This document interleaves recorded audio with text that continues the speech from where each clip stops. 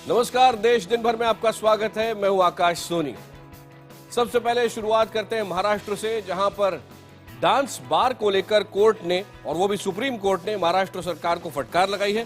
Court ने कहा है कि जिन जिन लोगों ने डांस बार के लिए अर्जी दी है उन्हें 2 हफ्ते के अंदर महाराष्ट्र सरकार बाकायदा लाइसेंस दे और ये डांस बार शुरू होने चाहिए। महाराष्ट्र में अब जल्द ही डांस बार फिर से खुल सकेंगे। महाराष्ट्र में डांस बार पर लगाए गए प्रतिबंध को हटाने के बावजूद उन्हें फ्रेश लाइसेंस जारी न किए जाने पर सुप्रीम कोर्ट ने गहरी नाराजगी जताई है। सुप्रीम कोर्ट ने महाराष्ट्र सरकार को 2 सप्ताह के भीतर राज्य के सभी डांस बार को नए सिरे से लाइसेंस देने की प्रक्रिया शुरू करने का आदेश दिया है। कोर्ट ने ये भी कहा है कि जो आपके डायरेक्शंस हो स्ट्रिक्टली फॉलो करो।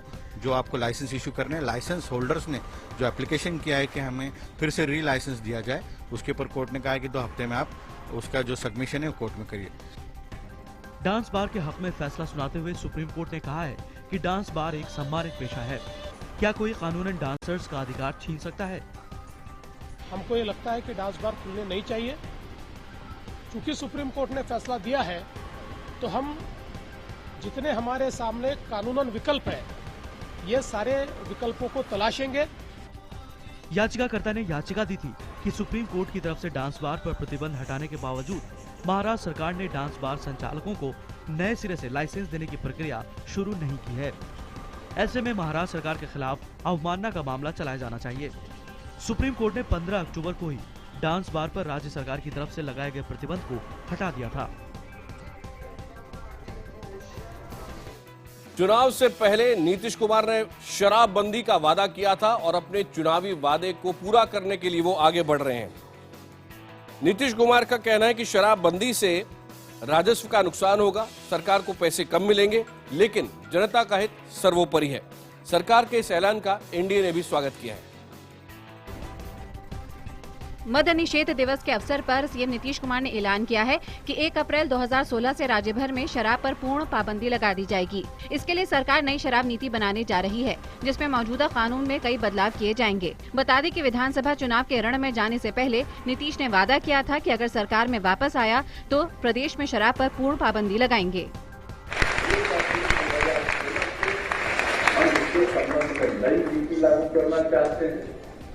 और वो नीति ऐसी हो कि हमारे गरीब के जीवन में जो आज अंधेरा है शराब के चलते, वो समाप्त हो।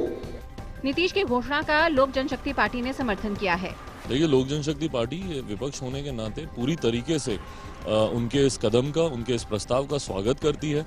नीतीश जी के शासनकाल में ही ये परंपरा शुरू हुई थी। हर नुक्कड़, हर चौराहे पर हम लोगों ने देखा था शराब की दुकानें खुलती आ रही हैं। नीतीश कुमार जी लालू जी से पूछ लिए हैं, पहले नीतीश कुमार जी ये बता दें, क्योंकि सरकार, मुख्यमंत्री जरूर नीतीश कुमार जी हैं, लेकिन सरकार तो लालू जी चला रहे हैं। देश में इस समय में गुजरात अकेला राज्य है जहां शराबबंदी लागू है। राज्य सरकारें आमतौर पर अपने यहाँ शराबबंदी लागू करने से इसलिए परहेज करती हैं क्योंकि इससे उन्हें राजस्व का बड़ा हिस्सा गंवाना पड़ता है। तो क्या इसका मतलब ये हुआ कि 1 अप्रैल 2016 से बिहार में शराब की बिक्री बिल्कुल बंद हो जाएगी? हमारे संवाददाता प्रभाकर कुमार ने पटना में शराब की एक दुकान पर लोगों की प्रतिक्रिया ली। नीतीश कुमार ने इसकी घोषणा चुनाव से बहुत पहले की थी, जब उन्होंने लगातार अपनी चुनावी रैली में ये कहा था कि अगर दोबारा वो सत्ता में आए बिहार में तो बिहार में शराबबंदी लागू करेंगे। खासकर महिलाओं की ये डिमांड थी और नीतीश कुमार ने पिछले कुछ समय में महिलाओं के ऊपर जो काम किया है, एक कॉन्स्टिट्यूंसी अपने लिए क्रिएट करने की कोशिश की है। उनकी ये लगातार डिमांड रहती थी कि बिहार में शराबबंदी लागू की जाएगी। ये बताइए कि आज नीतीश कुमार ने घोषणा कर दी कि बिहार में शराबबंदी लागू होगी 1 अप्रैल 2016 से। आपको लगता है कि ये ऐसे ही कोई पॉपुलिस्ट मूव है? ठीक किया, गलत किया? जो किया वो सही किया, क्योंकि ये जरूरी था, बहुत जरूरी था। खासकर के गाँव के लोगों के लिए, महिलाओं के लिए बहुत जरूरी था। आम आदमी पार्टी के महिला विंग ने जो कल प्रदर्शन किया था, उसके जवाब में आज बीजेपी के महिला विंग की कार्यकर्ताओं ने दिल्ली के मुख्यमंत्री अरविंद केजरीवाल के घर के बाहर प्रदर्शन किया। दिल्ली के विधानसभा अध्यक्ष ने बीजेपी विधायक ओपी शर्मा को पूरे सत्र के लिए निष्कासित कर दिया और इसके बाद बीजेपी विधायकों ने सदन से वॉकआउट कर दिया। केजरीवाल। विधायक ओपी शर्मा के घर के बाहर आम आदमी पार्टी के प्रदर्शन का जवाब एक दिन बाद ही बीजेपी ने दे दिया। बीजेपी कार्यकर्ताओं ने महिला सुरक्षा के मुद्दे पर दिल्ली के मुख्यमंत्री अरविंद केजरीवाल के घर पर हल्ला बोल दिया। ये प्रदर्शन आम आदमी पार्टी के स्थापना दिवस पर हुआ। इस प्रदर्शन का मकसद आम आदमी पार्टी को उसकी स्थापना के वक्त जनता से किए वादों की याद दिलाना था। प्रदर्शन का मकसद आम आदमी पार्टी को महिला सुरक्षा के मुद्दे पर उसके चुनावी वादों की याद दिलाना था। महिलाओं की सुरक्षा के जो वादे आपने किए थे सीसीटीवी लगाने के लिए, महेश गिरी जी ने 1.5 करोड़ में जो हमारे सांसद ने दिया है, तो केजरीवाल जी बताएं उन्होंने सीसीटीवी के लिए क्या किया? महिला सुरक्षा के लिए जो गार्ड लगाए जाने थे उनका क्या हुआ? हमारी मांगे ये है कि दिल्ली की महिलाओं के विषयों को इधर उधर डाइवर्ट मत करो, उनके लिए कुछ करो। सिर्फ छोटी छोटी बातों के मुद्दे बनाकर आप चाहते हैं कि दिल्ली की जनता या महिलाओं को ये बताना कि हम आपके लिए बहुत कंसर्न है, कि फिर से एक बार दिल्ली की जनता को गुमराह करने की बात है। इस प्रदर्शन की वजह भी है, दिल्ली में महिलाओं की हालत बद से बदतर होती जा रही है। महिलाएं घर, दफ्तर और बाहर कहीं भी सुरक्षित नहीं है। दूसरी तरफ बीजेपी विधायक ओपी शर्मा के खिलाफ कार्रवाई की मांग को लेकर आम आदमी पार्टी की महिला विधायक सदन के बाहर धरने पर बैठ गयी। दिल्ली के मॉडल टाउन से जो आम आदमी पार्टी के विधायक हैं अखिलेश पति त्रिपाठी, उनको रोहिणी की कोर्ट ने हिंसा के एक पुराने मामले में 2 दिन की न्यायिक हिरासत में भेज दिया है। इस मामले में गैर जमानती वारंट अखिलेश पति त्रिपाठी के खिलाफ इशू हुआ था और उसके बावजूद वो अदालत में पेश नहीं हो रहे थे। दिल्ली की मॉडल टाउन विधानसभा सीट से आम आदमी पार्टी के विधायक अखिलेश त्रिपाठी को रोहिणी कोर्ट ने 2 दिन की न्यायिक हिरासत में भेज दिया। एमएलए पर 2013 के बुराड़ी दंगे के लिए लोगों को भड़काने के अलग अलग धाराओं में 8 केस चल रहे हैं। इन मामलों में आप विधायक को कई बार कोर्ट में पेशी के लिए बुलाया गया, लेकिन अखिलेश अब तक एक बार भी कोर्ट के सामने पेश नहीं हुए थे। गुरुवार को जब वो कोर्ट में पेश हुए तो जज ने उन्हें गिरफ्तार करने के आदेश दिए। बाद में 2 दिन के लिए उन्हें जेल भेज दिया गया। उनके व्यवहार को देखते हुए कोर्ट ने उनको उनके एनबीडब्ल्यू कैंसिल करते हुए उन्हें जेल भेज दिया 2 दिन के लिए। परसों के लिए उनका मैटर रखा गया है। इस बीच अखिलेश त्रिपाठी की गिरफ्तारी को लेकर दिल्ली विधानसभा में जमकर हंगामा हुआ। जिस कदर से भाजपा पुलिस को मिसयूज करके हमारे विधायकों के ऊपर झूठे केस डलवाती है, इस सदन के वक्त अगर विधायक अपने संवैधानिक कर्तव्य को पूरा ना कर पाएगा तो कैसे काम चलेगा?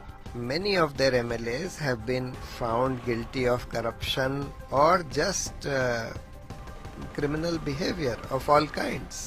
फिलहाल अखिलेश पति त्रिपाठी के वकील ने जमानत के लिए याचिका दायर की है, जिस पर अभी सुनवाई बाकी है। हमारे देश में असहिष्णुता पर तो रोज बात होती है, लेकिन अंधविश्वास पर चर्चा नहीं होती। अभी हम आपको लिए चल रहे हैं बैतूल की पूर्णा नदी के तट पर, जहां नवजात बच्चों को अंधविश्वास के कारण जहरीला गंदा पानी पिलाया जाता है। इस गंदे पानी को एक बार गौर से देख लीजिए। इसे पीने की बात सोचना भी गलत लगता है, लेकिन पूर्णिमा के दिन बैतूल के पूर्णी नदी के तट पर माता पिता खुद अपने बच्चों को ये गंदा पानी पिला रहे हैं। इसे चरणामृत मानकर खुद भी पी रहे हैं। इस पानी से बच्चे को कई गंभीर रोग भी हो सकते हैं, लेकिन अभिभावकों को इसकी परवाह नहीं। इसके बाद एक तांत्रिक बच्चे को गोद में लेकर झूमने लगता है, फिर बच्चे को पालने में डालकर गंदे पानी में छोड़ दिया जाता है, जहाँ कभी भी पालना पलटने का डर भी बना रहता है। दरअसल संतान के लिए मांगी गई मन्नत पूरी होने के बाद नवजात बच्चों पर ये सारा जुल्म किया जाता है। देवी माँ से वचन किया था, वो वचन देवी माँ ने हमारे पूरा किया। हम गए साल बोए थे, मन्नत मांगे थे, लड़का मांगे था, तो भगवान माता ने लड़का दिया। इस साल हमने मन्नत छोड़ दिया। देखने वाले में जैसे दिखता है अंधविश्वास, पर है नहीं अंधविश्वास वैसे, क्योंकि इसमें है ना लोगों को फायदा हो रहा है। इसमें आस्था के नाम पर अंधविश्वास का खेल खुलेआम खेला जा रहा है। यहाँ कोई तर्क नहीं चलता। ये सब कुछ प्रशासन की आंखों के सामने होता है, लेकिन कोई कदम उठाने के बजाय जिम्मेदार अधिकारी सीधे तौर पर इन कृत्यों का समर्थन कर रहे हैं।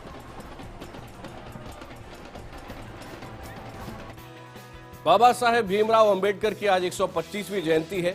संसद में इस पर चर्चा हो रही थी जब गृह मंत्री राजनाथ सिंह ने आमिर खान पर सीधा हमला किया। उन्होंने कहा कि घोर उपेक्षा झेलने के बावजूद बाबा साहेब अंबेडकर ने कभी ऐसी बात नहीं की कि वो देश छोड़ना चाहते हैं। बाबा साहब भीमराव अंबेडकर के जरिए सरकार की तरफ से गृह मंत्री ने आमिर खान को जवाब दिया है। आज लोकसभा में राजनाथ सिंह ने चर्चा के दौरान आमिर खान पर ताना कसते हुए कहा कि अंबेडकर ने दलित होने के चलते बहुत उपेक्षा झेली होगी, लेकिन इसके बावजूद कभी किसी तीसरे देश में जाने की नहीं सोची। यह कभी नहीं सोचा कि हमारी भारत में उपेक्षा हुई है। भारत में मुझे समय समय पर अपमान झेलना पड़ा है, तिरस्कार झेलना पड़ा है। मैं भारत छोड़कर कहीं दुनिया के दूसरे देशों में मैं चला जाऊंगा, बाबा साहब भीमराव अंबेडकर ने ऐसा कभी नहीं सोचा। वहीं सहिष्णुता के बयान पर कायम आमिर खान से जब पत्रकारों ने सवाल पूछा तो उन्होंने चुप्पी साध ली। आमिर मोहाली में एक शूटिंग कर रहे थे, इसी दौरान उनसे ये सवाल पूछा गया था।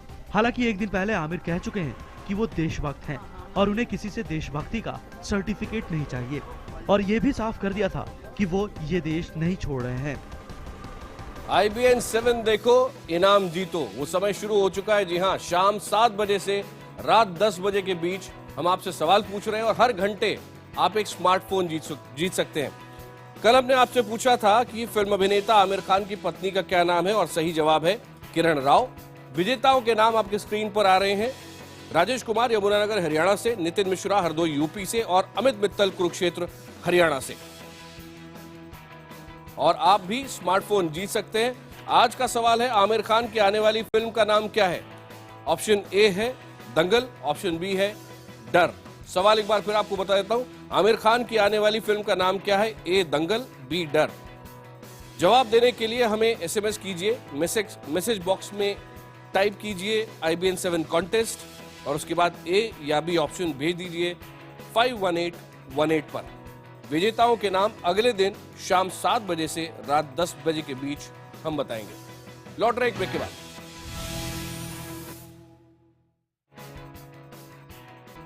देश दिन भर में एक बार फिर आपका स्वागत है। कांग्रेस अध्यक्ष सोनिया गांधी ने आज संविधान पर चर्चा के दौरान लोकसभा में मोदी सरकार पर निशाना साधा। सोनिया गांधी ने कहा, जिन लोगों की संविधान के निर्माण में कोई भूमिका नहीं रही है, वो आज इसके अगुवा बनना चाहते हैं। जिन लोगों की संविधान में किसी तरह की आस्था नहीं रही है, न इसके निर्माण में जिनकी कोई भूमिका रही है, वो आज इसका नाम जप रहे हैं, वो आज इसके अगुवा बनना चाहते हैं। वो आज संविधान के प्रति वचनबद्धता पर बहस कर रहे हैं।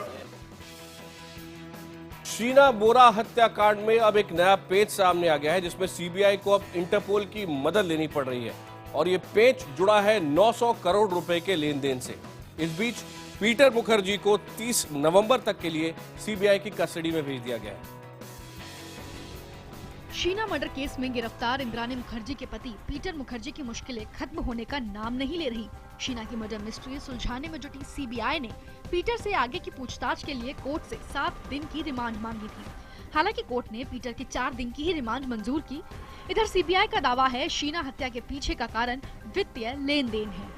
मैं इतना ही कहूँगा कि 30 तारीख तक रिमांड जो है पुलिस कस्टडी एक्सटेंड किया है, तब तक CBI आगे अपनी कार्रवाई करेगी। Obviously, he's a businessman. Obviously, he has entered into several transactions. But how are they connected with this case? Is something which is the duty of the CBI to show. CBI ने court को बताया कि पैसों के लेन then की जांच के लिए इंटरपोल के संपर्क में है। CBI के मुताबिक जांच में 9 कंपनियों के बारे में पता चला है, जिसमें बड़ी रकम की लेन देन हुई है और ये सारे पैसे शीना के अकाउंट से रूट किए गए हैं। खास ये है कि ये पैसे सिंगापुर के बैंक में गए हैं।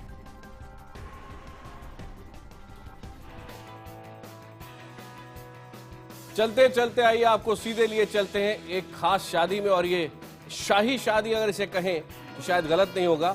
ये विजुअल्स आपके स्क्रीन पर अभी बस आ रहे हैं। ये तस्वीरें केरल के NRI उद्योगपति बी रवि पिल्लई की बेटी आरती की शाही शादी की है। डॉक्टर आरती, जिनकी शादी का भारी भरकम बजट चर्चा की वजह बना हुआ है। इस शादी पर 55 करोड़ रुपए खर्च किए जा रहे हैं। 20 करोड़ रुपए तो सिर्फ शादी के सेट पर लगे हैं, जो 8 एकड़ के इलाके में बनाया गया है। शादी की योजना फिल्म बाहुबली के प्रोडक्शन डिजाइनर ने तैयार की है और इस शादी के लिए 3.5 लाख स्क्वायर फीट का पंडाल तैयार किया गया है, जिसमें कम से कम 30,000 मेहमानों के लिए व्यवस्था की गई है।